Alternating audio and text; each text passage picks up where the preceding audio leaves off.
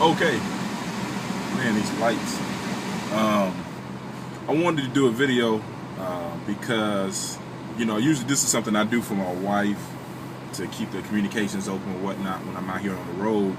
But a conversation I had at church today kind of inspired some thoughts for me. And instead of me typing a 6-page letter on Facebook that I wanted to share, I'm going to do a video. That way, anybody that chooses to listen to the whole thing through, it's going to be kind of long. Hope not too long because I don't like talking that much, surprisingly. They can just stop it and go about your business, you know what I mean? But yeah, I'm going to share some like real personal things, but I'm going to tie it to the main point, which we were speaking at church. I was speaking to my pastor's wife, the first lady, and Kim, shout out to you. And we were talking about pornography. And actually, we was talking about serial killers, but it had transitioned into pornography due to some things I was sharing with them about Ted Bundy and how pornography had affected his life. And I was going down the road reflecting on some of my experiences and then kind of thinking outside the box as far as the principles behind pornography and why Christians shouldn't partake into it. Now, if you're not a Christian and you don't believe in Jesus Christ, everything I'm about to say is not relevant to who you are. You know what I mean? Let me. Can I just keep it funky? That's just what it is. I don't hold the same expectations for Christians as I do for those that are not Christian. If you are not a Christian and you still choose to abide by the same moral standards and principles, hey, shout out to you. You know what I mean? But keep going and get the full thing. But anyway, so the conversation was about Ted Bundy and serial killers and digging in kind of like the mindset of what it means to get to that point, right? And I was sharing with them that Ted Bundy said that he started out by pornography. Pornography for him was a vehicle towards certain urges and feelings that he had that he wanted to explore. Well, I'll talk about that a little more later, like the more in depth. It wasn't that Tim Bundy was an ugly dude or he wasn't charismatic, you know what I'm saying? He had girls, you know what I mean? And he was a normal dude for the most part in his childhood. He would characterize himself as a normal kid. He wasn't killing babies and slicing animals up and all that. But once he ventured into this particular realm, it took on a life of its own. So here's a little bit of my testimony in dealing with pornography. And I don't want to call out names because they're actually friends of mine on Facebook. So and I don't know if they want their business put out there. But shout out to the homies that was with me during this time of my life, in particular, Marine Corps, hoorah. I was really deep in the game as far as pornography was concerned. So much so that, and I told my wife this, I knew the biographies of every chick that we watched. I knew the biographies of every dude and how they we knew the styles of the male performers. We knew, we had favorites. Shout out to Jake Steeds and Booty Talks and Mr. Marcus, Wesley Pipes, dude wearing the shades from New York, New Jersey, wherever he was from, Mysticals joints, Joe Pros, all those joints, we was on it. I'm not trying to big up them or, give advertisement, but just to let y'all know, like, we knew production companies, we knew which porn actors branched out and started thing like I was really into that thing. And I'm not blaming this on the Marine Corps. It just so happened at the point of my life I was in the Marines that all this stuff started manifesting. So especially when I was I was on restriction for forever and a day before I got kicked out, and that's all we did. Man, I watched so much porn. I think I watched more porn than I did TV. That's how much, we used to watch. Like, I had a homie used to come up to my room, my barracks, just to watch porn because I had so many episodes of everything. Like, it was crazy. And it affected me. It affected me in a real way. Of course, back then I didn't know how much it affected me because it wasn't something that spiritually speaking I was mindful of, but it manifested itself in a great way by the time I met my wife, then my girlfriend. And a lot of my emotional behavior, a lot of my physical behavior was reflective of the things that I watch. And I mean, that shouldn't be a surprise, because let's take a movie example. If anybody ever watched the movie American Me, Edward James Olmos plays a character that's been locked up all his life in youth detention centers and in prison. And when he finally gets out, he meets this woman that he falls in love with. Well, they get to the point in the movie where they're about to become intimate, and y'all don't understand, or the audience has to understand, that everything that he knew about love and sex came through prison. To the point where he was actually raped when he was in youth detention center. So when it came to him having sex with his girlfriend, he reverted to what he knew and what he understood. So he essentially sodomized his girlfriend, and even though she was screaming stop and da-da-da, it actually was propelling him, because that's what he understood. Sodomizing is not comfortable. So in a way, it was and I'm sure that since he was around, he was in prison, he also heard things that was going around. It was almost a turn on for her to struggle the way she did. This is a key point as far as pornography and how it affect a person. So, in the movie, he had to re-talk and rehash with his girlfriend and explain why he was the way he was. Well, the same situation happened to me, in the sense that not everything, but most of what I felt and understood in terms of sex, because I've been watching pornography for so long, was affected by that. The natural, I don't know the word to say it, everything that was positive about sex was stripped from me once I became a Christian, because being a Christian and reading my Bible showed me a completely different view as to how I understood what sex was. Now let's talk. Well, let me explain that. The psychology behind pornography. A lot of times we think, and it is true, that watching two people have sex builds images in your mind, and as a Christian, that's a no-no, blah, blah, blah, blah. That's true. But we don't understand the other psychological aspect that's playing a part in us. Whereas, this is going back to the Ted Bundy thing, pornography has a format that it follows. And I couldn't explain this while I was at church. Not because I was at church, but we was eating dinner, so I didn't want to get too much in details. But, everybody on my friends page, I believe, is above 18. So I'm going to get a little graphic. Forgive me, understand the intent. Pornography follows a particular format. And y'all got to understand that when it comes to porn, it's marketing towards a particular consumer, which is men. Men are overwhelmingly the consumers of porn. So everything that happens on the set, everything that happens on the video is catered to you, the man. And in saying that, a lot of times the women that plays these parts or plays these roles are always played to be submissive.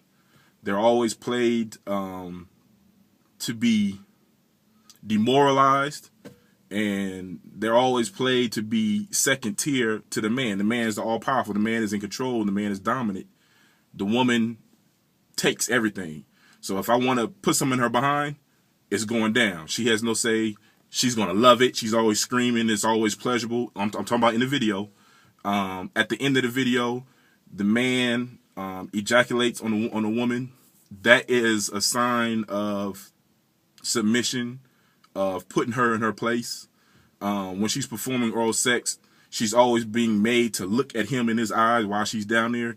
Again, that's another sign of the submission. And a lot of these particular views that I'm talking about, I actually saw a documentary about this.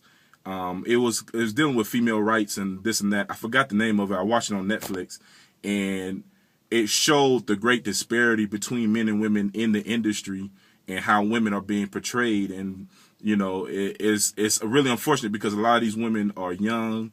They're inexperienced when it comes to life. So when they get into this industry, and it's almost like turning a woman out when it comes to prostitution. A pimp, when he's looking for a woman, he's looking for that naive, situation, or a woman that's completely broken down spiritually, emotionally, so that he can build her up the way he wants to build her up. And when he builds her back up, he's going to build her into be the ideal prostitute, or whore, biblically speaking. So when it comes to pornography and these same females, they're coming from the same realm, the same kind of backgrounds, where they're being built up emotionally and spiritually in this industry. And so it becomes more than a job. It becomes a lifestyle for a lot of these cats. I'm purposely not talking about a lot of psychology of the men because that's not the objective. So in understanding the dominance aspect, the control, the authority that's in pornography, you can kind of understand why men are affected in that. That is what they see is more than just the sex. What they see is a type of a relationship. What they see is all the undercurrents that happens within sex. Because, you know, for those who've had sex before, there's a give and take that's going on. There's a dance. There's a rhythm. All this plays into the and when it's a healthy sex, it's something that you're giving freely and your partner's giving back to you freely. And so it becomes enjoyable because you're pleasing them and they're pleasing you. In pornography, it's very one way. The man is being pleased and that's it. That's it. Now, there's some acting with a woman that acts like she's all pleased and da-da-da-da, but that's just to enhance the moment for the man. So if you can understand, if you can really catch that principle, then you can understand why Ted Bundy blamed pornography in his realm, because what he was saying is that that kind of stimulation wasn't enough for him anymore. And what he was talking about wasn't the sex necessarily. It was the kind of power and authority that men wielded that he was watching like, oh man, this is off the chain. And the video wasn't doing it anymore. And what he said, he started changing the genre. I never knew I pronounced that word. When it came to porn, and he started getting into the dominatrix, I don't know the proper term, S&M type stuff. And pretty soon that wasn't enough. And then he started doing the S&M in real life with the people that he was interacting with. And that wasn't enough. He just wanted to take it all the way. I think there was a movie called 8mm with Nicolas Cage. It was a movie. I watched this movie years ago, but I actually fell asleep on it. But I remember the context was it was dealing with snuff films where people was actually getting killed doing porn, and that was part of the whole plot. Well, that's what Ted Bundy took it there. You know, he was like, man, let's take this to its furthest conclusion. You know, and let's skip the sex altogether and let's get straight to the dominant, straight to the authority aspect. And he started knocking girls off. And Ted Bundy, everyone. So that's how pornography played a part into his life. Now, in my life, what pornography did, it really messed me up emotionally. It really messed me up physically, and to the point where it took years for me to process and get a lot of that out of my system.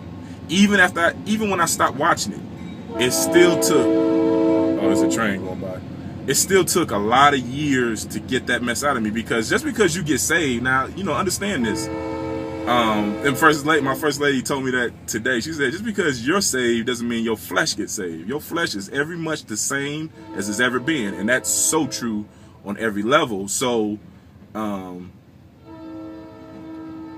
after God had brought me back into the fold, because I was a backslider, I was still dealing with the memories, and I was still dealing with the emotional aspects of me watching porn every single day, 4, 5, 6 times a day. And when I finally got in a real relationship with my then girlfriend, you know, we encountered some problems. We did. Up to the point where when we got married, that night that we got married, you know, we want to consummate this thing. And we did.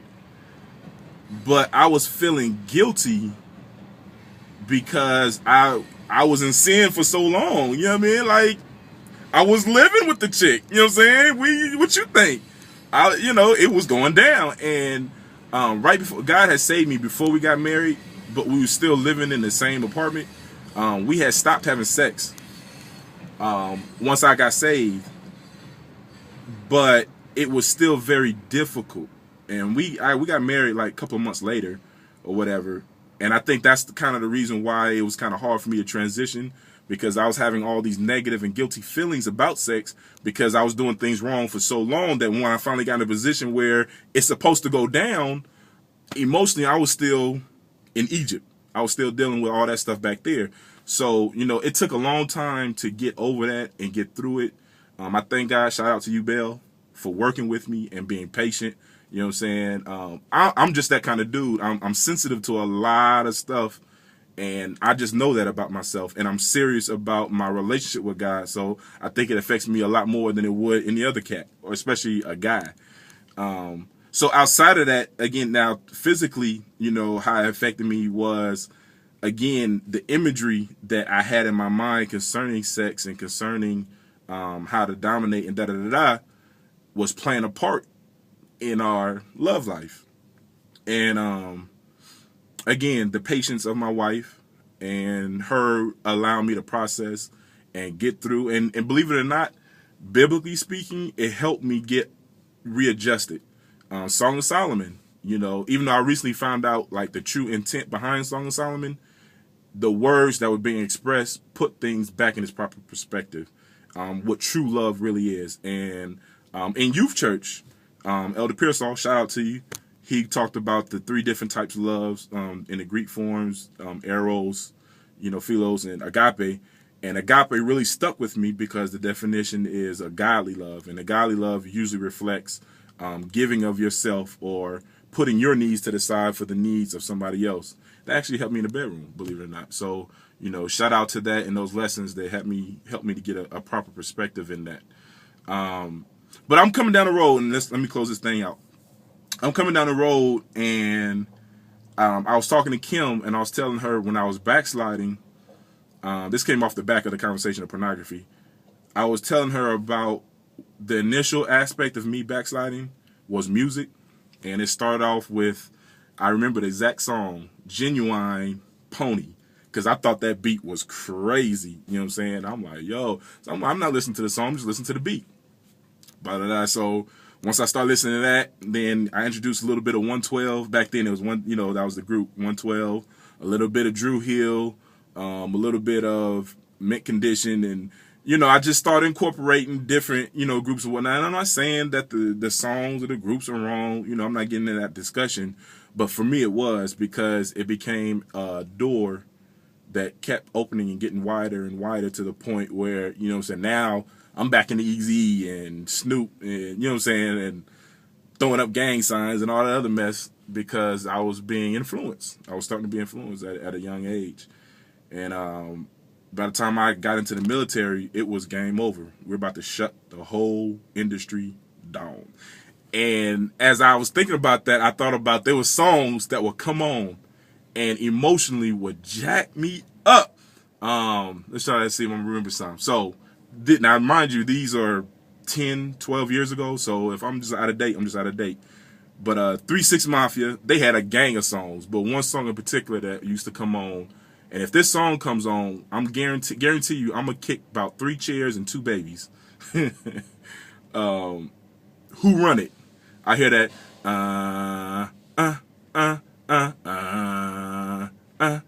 Who run it? These boys don't.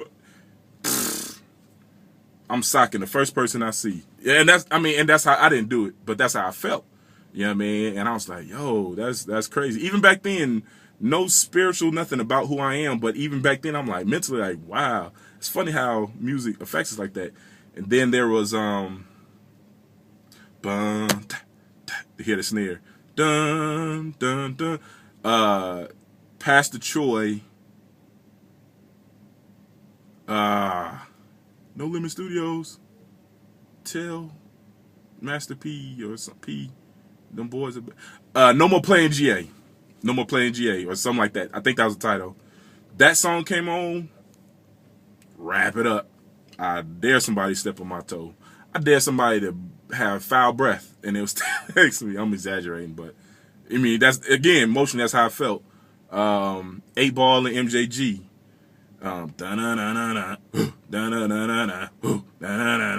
Don't make me. 5 shots. You know, I used to get up. Shout out to Face, because that was my guy back then. And when that song come on, I'll be in my room.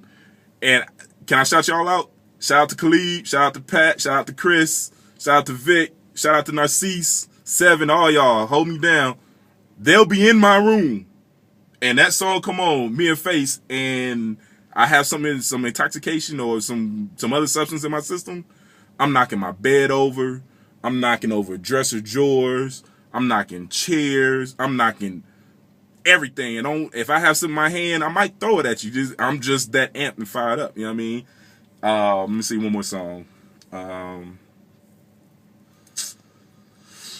Pastor Troy, Lil Jon. Almost every song that Lil Jon at that time came out with just made you feel a certain kind of way. But this one in particular, I think, Throw Your Hoods Up or something like that, and he just naming every hood or city that, and you know, that'll fire you up. And I think Lil Scrappy, You Don't Want No Problems, or whatever the name of the song, but that song. So those are the songs that come on, and again, I'm just all jacked up emotionally. I'm like, yo, it's in.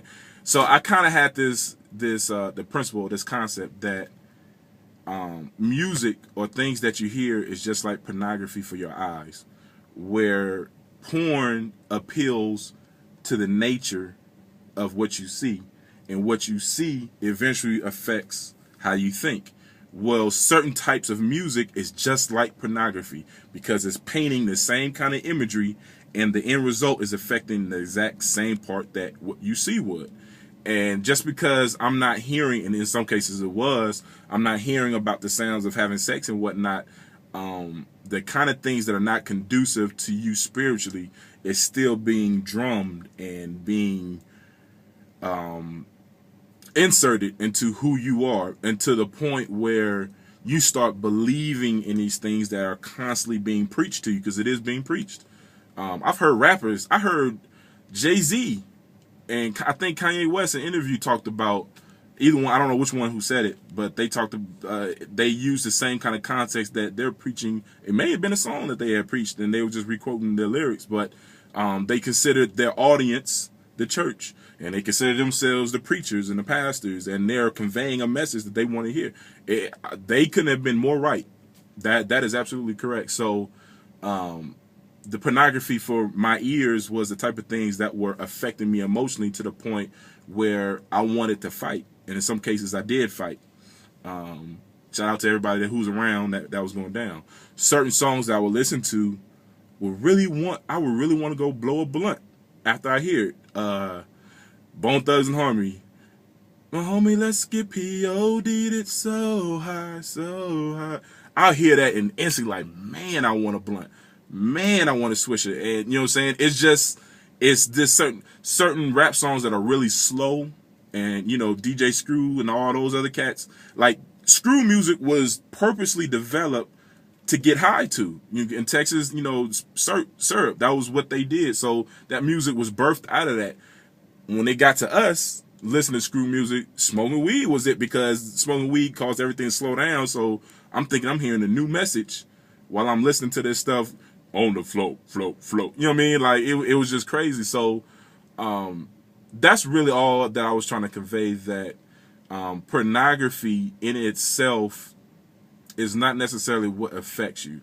What affects is the message that pornography conveys. And if you would think outside the realm of porn and see sex, but look at porn and see what kind of message they're really conveying by the setup, by the portrayal of women, by the portrayal of the man. It's the same setup that music plays. Music is porn for your ears. It's a way to convey a very pervasive message to affect you in a way that will cause you to react or to respond or to change your mentality. 23 minutes and 55, 56, 57. 24 minutes for me to say all that, and I feel like I've talked way too much. I hope I didn't. All the information that I shared, I would have said face to face to anybody. This is part of my testimony, and I could even go in more depth about everything I went through in terms of that, in terms of the masturbation, in terms of the video girls. I actually know video girls. I think that's the bad part. In Cali, you know, some of those chicks I used to go to high school with, so, you know what I'm saying, that industry I'm not unfamiliar with, and I think that propelled me into looking more into the women, and, you know, looking at the double XLs and all that, and saving their pictures. You know, like I said, I was really deep into it, but real quickly, 24 minutes. We're going to stop at 26 minutes. When I came to Fayetteville, and by the time that guy was dealing with my heart and I was ready to transfer and change over, my wife had took me to Manna. Shout out to Manna. Though man is not part of my organization and they don't hold the same salvational beliefs that I believe in currently, I am still grateful for their ministry, because I think his name was Pastor Jeff. He's the head pastor over there. He was preaching, and the scripture that he was coming from was, make no provisions for your flesh. It's the New King James Version, is the way I memorized it. And the message was not to make any excuses to allow your flesh to get what it wants. And again, now at this point in my life, I was at a very low point. I was ready to give up, and it was really bad. But when I heard that message, bloop, it clicked. Something clicked to me. So I got home. That my wife, shout out to Emma Bell, she'll be a witness to this. After that message, I went back home and I had stacks, magazines. I wasn't even into porn magazines, but I still had them. And I was actually trying to get my wife, well, at that time, my girlfriend, to get into it. You know what I'm saying? I thought that'd be something freaky that we can share or whatever. But she was never really into all that mess. I got home, threw it all away. I had provocative books. Like the Eric Jerome Dickeys, the Omar Tyrese, the Elin Harris, you know what I'm saying? That had content, you know what I'm saying? I'm an avid reader. And I am still really into African American type substance and type of histories and stuff like that. But this was fiction, and the stuff that these authors, and I'm not trying to down them, because these brothers are getting their money and they're talented in their own right. But the books that I was reading during that time was not conducive to my thinking and what I was trying to change into. And I knew that their sex scenes were so descriptive that it can easily play an image into my mind and do the same thing that porn would do. So I took all my books, and I'm talking about $600-700 worth of books, and I threw them away with my magazines that same hour. My grandfather is an author, and I almost kind of regret one of them because he had signed the back of it, but he's an author, and he wrote a book about pimping. Sweet Peter Dieter, and I threw that book away because of the scenes that he described in there. It was just too much for me. So spiritually, I was trying to cleanse myself inside and outside, and while I'm cleansing myself inside, I knew that I couldn't have certain things around me to paint a different picture. So that was the beginning of my transformation. And then after that I still wasn't saved per se at that point, but at that point I wanted to start tailoring my lifestyle to be more conducive for God to do his work in my life. And I want to say, we went to Manna maybe 2 more times after that. Then we went to Pastor Lewis. No, I forgot his name. Lewis Chapel, whatever that pastor's name is. We went there twice. I knew that wasn't a church I was going to be at, but just so I could be at somebody's church. And then we went to Jacksonville, North Carolina. God had given me a word. Oh, man. I had a dream that one of my homies was going to die. The particular homie was the homie Chris McKelvin. And he was the one that had died. And the dream was so strong that I made a special trip to go down there to speak to him directly. And not him, but all my homies that at that time were there. I remember who's there, but I'm not going to name everybody's name. So I went down there and I spoke to him, and I conveyed the message that was given to me. And turned out about a week later, it wasn't my homie Chris that had died. It was, his name was John, and John Armendariz. He was sitting next to me on the couch. It was 5 of us. It was 6 of us all together. And my homie John was sitting next to me on the couch as I'm talking to Chris and the rest of them about my dream and whatnot. I wasn't even thinking about this cat on the other side of me. He was one of my homeboys, but it just didn't cross my mind. But he was still in the presence of me giving this message. And a week later, he had died in a drinking driving incident where he was actually in the passenger seat. I don't think he had his seatbelt on. The driver of the vehicle had been drinking, and he took a curve too fast and flipped the vehicle, and they said John had died instantly. So that really tore me up But that weekend we went to a church out there in Jacksonville. It was an apostolic church, and I can't remember the name. It's only I think it's only 2 apostolic churches out there. This church was the church of my Master Sergeant Harris. He was there, but I didn't know it at the time. Nevertheless, I went there, heard the word, went to altar call. They prayed over me. I began speaking in tongues at the altar, and I was still kind of like, Lord, does this mean I'm saved now? And I got back to the back pew. I was sitting in the very, very back with all my homies, and then, whoa, like, you talking about, I'm speaking metaphorically at this point. It felt like my system was being flushed. Like all the stuff that I had piled up, all the stuff that I was dealing with and I just began speaking and crying. Lord, thank you. Lord, I'm sorry. La, da, da, da. And it just, that day forward, changed my life. And I've been running ever since. Hey, look, there's a mirror behind me. Anyway, so 31 minutes. Wow. If you watch this whole thing, the whole 30 minutes, shout out to you. I hope you really got something, because this isn't a preachy moment. I just really want to convey something that I thought would help somebody. So if you watch this and you got something out of it, shout out to you. You know what I mean? And if you want to discuss it more at church, you know what I'm saying, like gritty details and all that, that's what's up. On Facebook, hit me up. I'll share it. Don't matter. You know what I'm saying? Because I've been saved. Glory. Hallelujah. And I'm delivered. Love y'all. Peace.